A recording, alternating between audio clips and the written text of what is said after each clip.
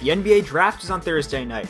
I will talk about one of the weirdest drafts I've ever seen, and the Boston Celtics are falling apart at the seams.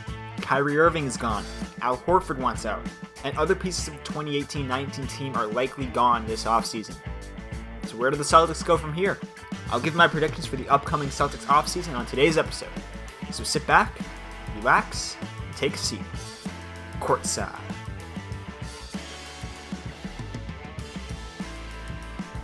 Hello and welcome to the 24th installment of Courtside.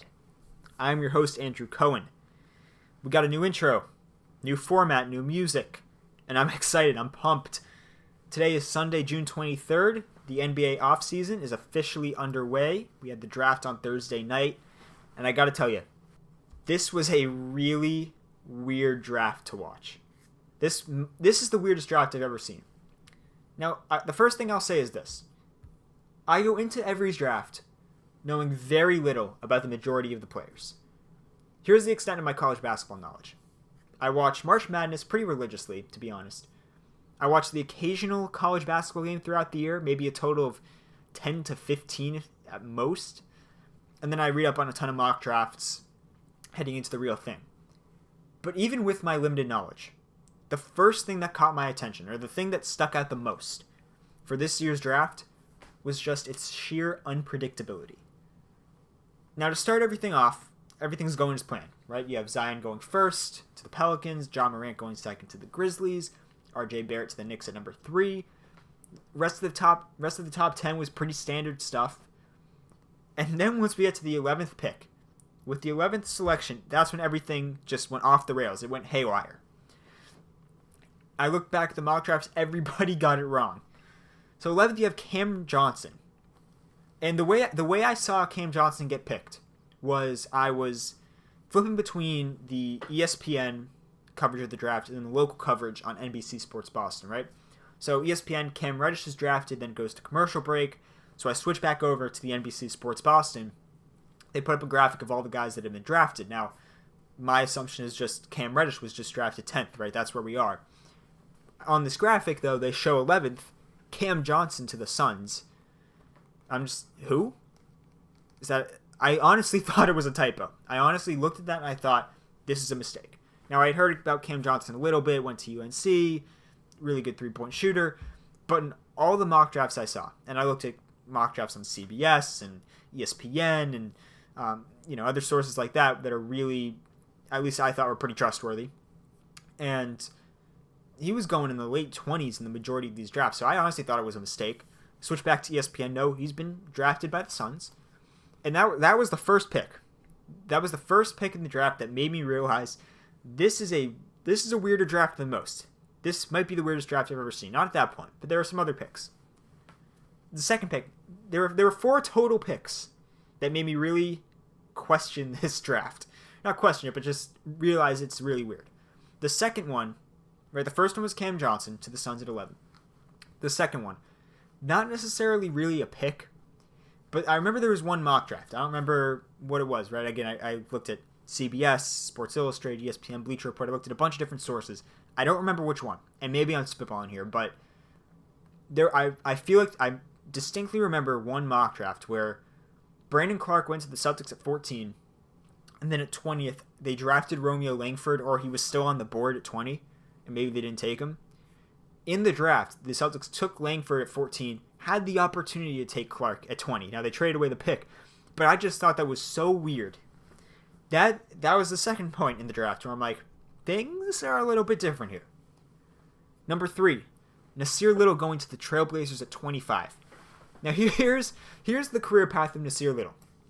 Coming out of college, he's the second-ranked prospect, or coming out of high school, second-ranked prospect in his class. Has a decent year at college, but not that great. Comes into the draft at about, projected, 9th or 10th or 11th prospect, right? Talented, but didn't live up to the potential he had coming into college, right? So a lot of these mock drafts have him going 10, 11, 12 at the latest, maybe the mid-teens. This guy fell to 25th, and this was, I felt bad for a couple guys in this draft. He was one of them. Just, what happened? How do you go from being I mean, there's the question of how do you go from being the number 2 player out of high school to being 25th picked, but even just how do you go from being 9th or 10th best prospect in the draft to going 25th? That made no sense. Portland got a steal. And then the fourth pick in this draft, or the fourth pick in this draft that made me just lose my mind was Bol Bol going 44th. Now this is the guy everybody was talking about heading into the draft, right? Obviously, yeah, there's Zion and there's those players, right? But just there was so much that we did not know about this draft coming in. Little did we know it, to be honest. And Bol Bol. So the story of Bol Bol is he's 7'2", can shoot from the outside. He's really athletic, but he fractured his foot or broke his foot in college after 9 games. Right, projected a year ago today, this guy would have been in the top 5 if he was drafted. He was projected to be a top 5 pick. So he comes into this draft with the injury, and his frame is, his body type leads you to believe he's probably somebody that could be injury prone. But the immediate parallel I drew was between him and Michael Porter Jr. last year. Right, Michael Porter was another guy that you looked at him and you said this is a potential number 1 pick.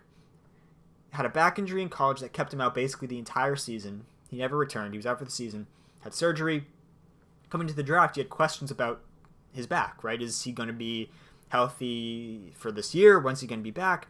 I think the general assumption at the time was he's probably going to miss his entire rookie season, right? Which he did. But here's the difference between the two. Both of them had the potential, the catastrophic injury that has chance for re-aggravation. The difference is that Bol Bol, you just look at him and you see injury prone. That's what this guy is.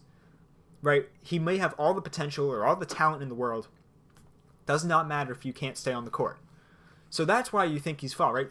Because Michael Porter went 14th last year to the Nuggets. So I'm thinking, and I think a lot of people were thinking this, Bol Bol probably going to go in the 20s. That's probably where he's going to go. And I was really on Bol Bol watch from about the 9th pick on. The 9th pick was the Wizards. Obviously, Manute Bol played for them, and they're just a mess of a front office. They don't even have a GM right now, I'm pretty sure. So I just had no idea what they were going to do. Right? But from that point on, every single pick, in my mind, I'm thinking they were at least considering Bol Bol. Right? There's a chance Adam Silver comes out, or got to the second round. Right? Mark Tatum, the deputy commissioner, I believe. Right? They're going to come out and they're going to announce Bol Bol. He doesn't get drafted till 44th. I'm sitting there the entire time just waiting for him to get drafted. I feel bad because he's the only one in the green room. It's him and maybe a couple others, but once the second round gets underway, it's basically just him. And he finally gets drafted 44th, and then, not only was he not drafted until 44, he gets traded immediately to the Denver Nuggets. The Denver Nuggets, who, when you look at these past 2 drafts for the Denver Nuggets, they're either going to be the biggest winners, or I'm not even going to say they're going to be the biggest losers. They had the shot of drafting Michael Porter and Bol Bol in back-to-back drafts at a really good spot. Unbelievable to me. They did not have a pick heading into this year's draft, but they traded in to get Bol Bol at 44. So to me, Bol Bol was the pick where it's like because every year you have those guys that fall and those guys that get picked, a little bit above, but the fact that Bol Bol went 44th was just so indicative of this draft and its unpredictability. Everybody was wrong. Everybody's draft boards were different. Everybody has a different belief on all these players. So, listen, at the end of the day, this draft was weird. And honestly, I hope Bol Bol comes out here and just goes off, because the amount of teams that passed on him, not just once, but twice, and even in some cases 3 times, Boston Celtics. I hope he goes off. So, again, just a really weird draft. The Bol Bol pick, very indicative of that.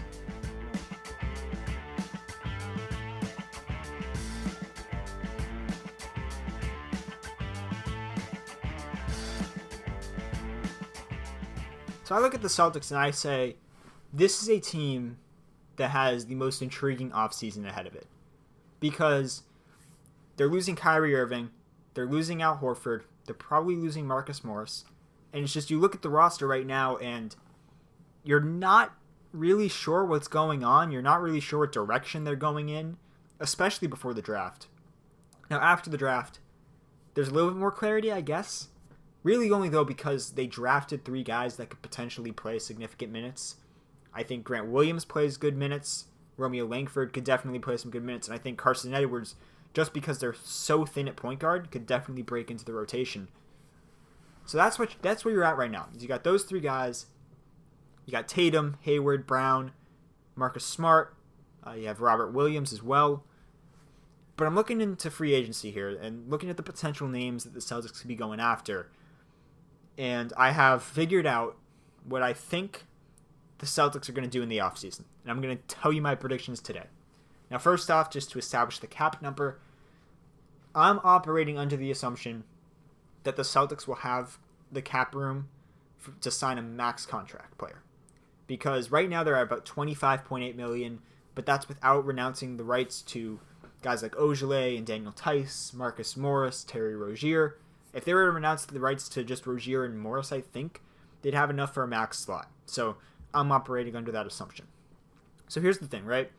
If I'm Danny Ainge and I'm looking at this team right now, I see the dream scenario with the players you have is Tatum really blossoms and becomes an all-star player and a really good scorer, the leading scorer for this team. Gordon Hayward comes back to form, or is at least he's at the point where he's very serviceable for this team, meaning like he can have games where he scores much more than 20 points, but he only needs to score 15 to 20 on a consistent basis. Then you have Jaylen Brown. You hope he really turns into a nice secondary scoring option. That's what you have right now. You don't have a center. Your centers are Robert Williams and then 7'6" Taco Fall, who's probably going to be in the G League, although I like him a lot. But there's 2 glaring needs. There's point guard and center. I'm going to start off with point guard just because it's much more. There's a lot more names out there. Right, so Kyrie's gone, that's for sure. In my opinion, he's gone. I wouldn't want him back if I'm Danny Ainge, by the way. Right, but to come back to this team, I already talked about 3 guys that can score. So what I'm looking for in my point guard and my center is the ability to score and the ability to get a basket when I need them to in late games, if that's what Brad Stevens needs. But what I'm really looking for is a guy that brings something more to the table than just scoring, right? Gives me some defense or some rebounding or some passing ability, right? Something along that nature. So I was looking at the point guards, right? And I think the biggest name there besides Kyrie is Kemba Walker. Really good scorer. I have 2 main problems with him. Really 3. Number 1 is that he hasn't won anything. He's been the best player on the Charlotte Hornets for a long time. Yet the team barely wins anything. I don't think they've ever been higher than like a 7 seed, I want to say. So they haven't won anything. He has only averaged above 6 assists once in his career, and it was in 2013. This past year he averaged 5.9, which is fine. But I would like a little bit more from my point guard. If you're going to not give him much more than scoring, I would like a little bit more from passing. I would. If you're going to be an amazing scorer and try to take over games, I would like a little bit more in passing, if that makes sense.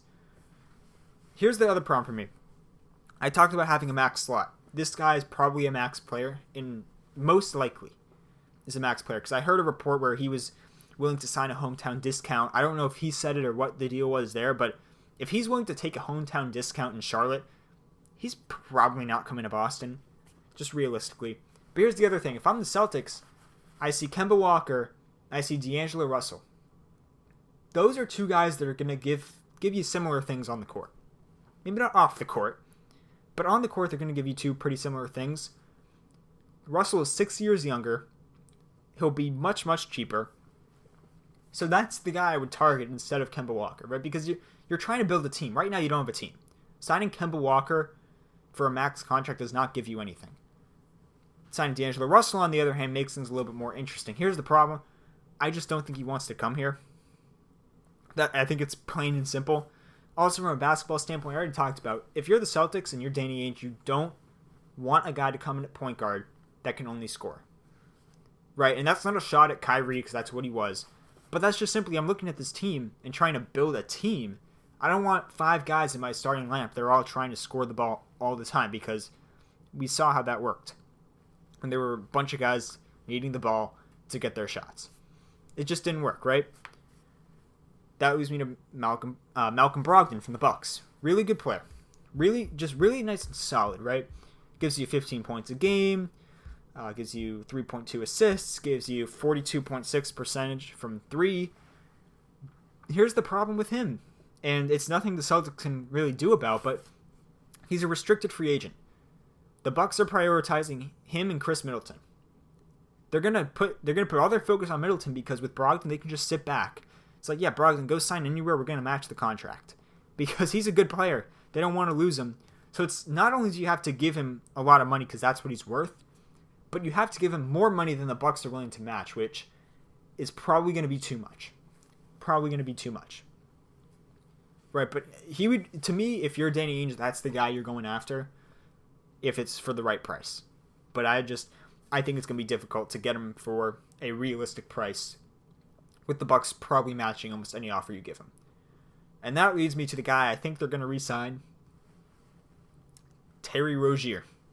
To me, it's so obvious. If you take away the fact, and this is going to sound a little ridiculous, but he goes on ESPN, he bashes Kyrie Irving, he bashes the team, and he's talking about how he wanted his opportunities and all that. Here's the thing.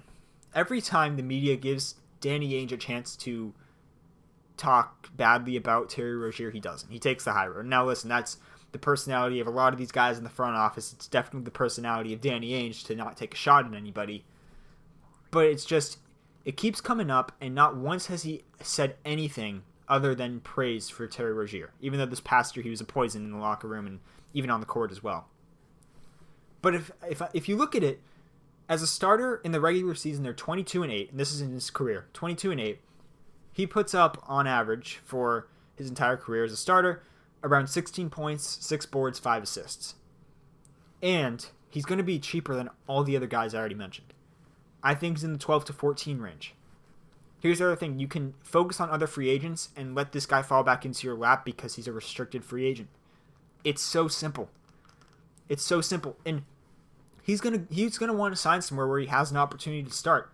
He'd have the opportunity to start here. Right? He would be starting 82 games if he's healthy.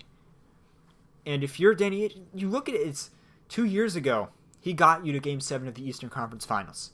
He got you there as your starting point guard. What does Brogdon give you, right? Brogdon's never really started. Now, I still think Brogdon's a better option. Right? But Kemba Walker hasn't done anything in the playoffs.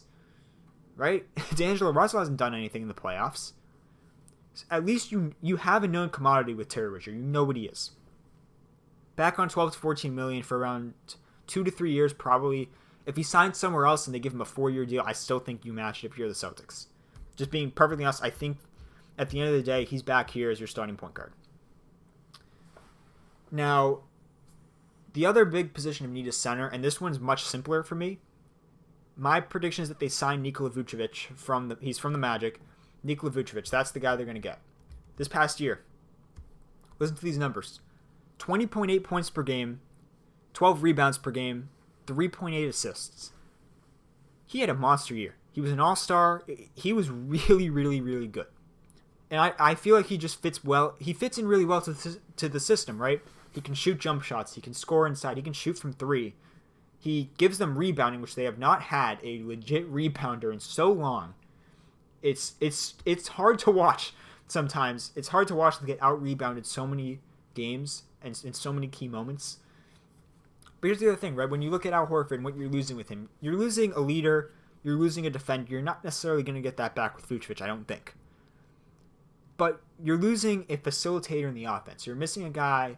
You're going to be losing a guy that can pass the ball and move it around to the different scores.